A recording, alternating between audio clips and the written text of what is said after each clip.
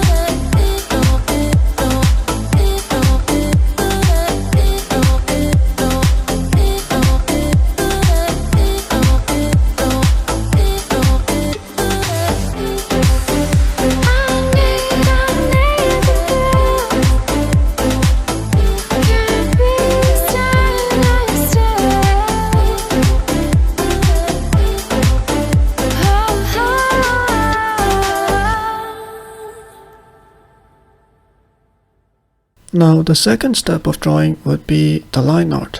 I personally like drawing the line art because I don't have to think about anything too much. I can just relax and draw the lines on top of the sketch. So I just enjoy the process, and also I like how line art looks. It looks clean and I like it. Some people don't like it, but I like it. I think it looks nice. I guess for some people who draw a rough sketch and then draw line art on top of it, might not experience line art as being not that stressful because they have to think about how to draw the line art to make it look nice. But for me, because I draw a clean sketch, I can just draw lines on top of the sketch and not have to think about anything too much. So I like the process.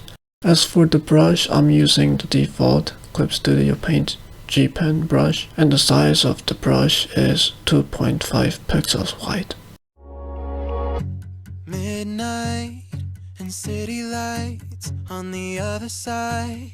You're calling me up at the same time. I'm in the daylight. You're calling to say hi, but your words they cry. If there's something that you need to say, I know it ain't easy living inside your brain for sure. You keep telling me that it's all okay, but I know, yeah, your silence speaks so loud.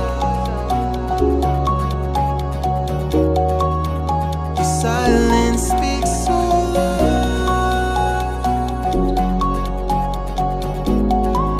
and I hear you calling out, yeah.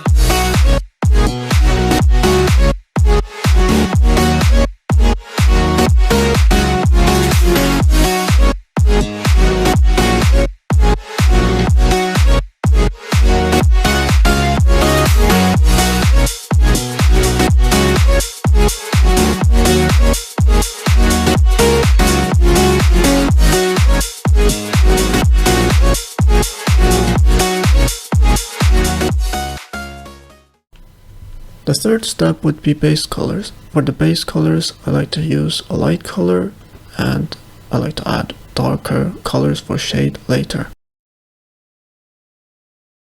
The fourth step would be coloring the skin. Now, it doesn't really matter the order in which you color the character, but I like to start off by coloring the skin. When I'm coloring the skin, I normally use a flat brush. It's a circle, but then it's kind of compressed, so it looks more like an oval, and that's the shape of the brush. I also like to use the default G pen, and I do use some soft round brushes as well. For the color, I like to choose a color that has a hue that's more red, and for the value and saturation, I decrease both of them to create the shade colors for the skin, but I don't want to make the shade too red because I think it looks better if it's not like overly like saturated in red. Now for coloring the eyes, I like to draw a circle as the center of the eye, and underneath the layer of the circle I like to create a gradient from dark to light, and I also like to add some reflections as well, and also some detail on the bright part. I think that makes the eyes look nice.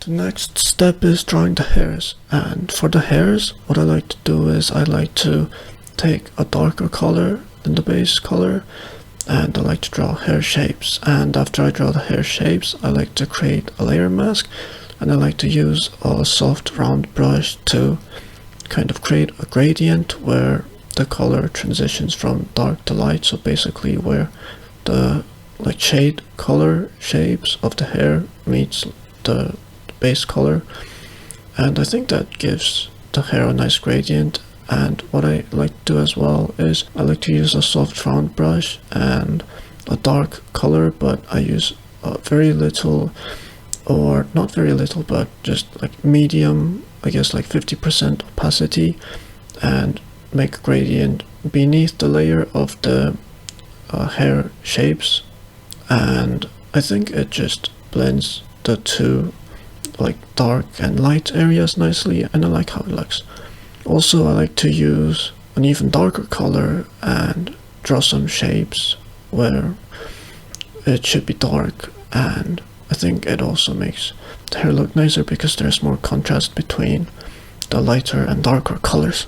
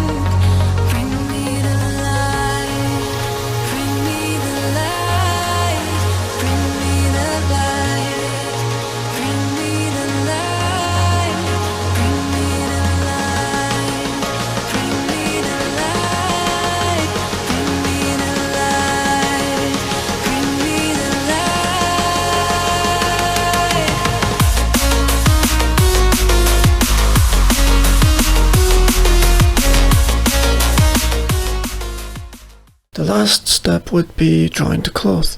Now, I'm not that good at drawing clothes. I really need to improve how I draw folds and just clothes in general. But when I draw clothes, what I try to do is I try to put the shadows where the shadow would go if the character actually existed in three-dimensional space.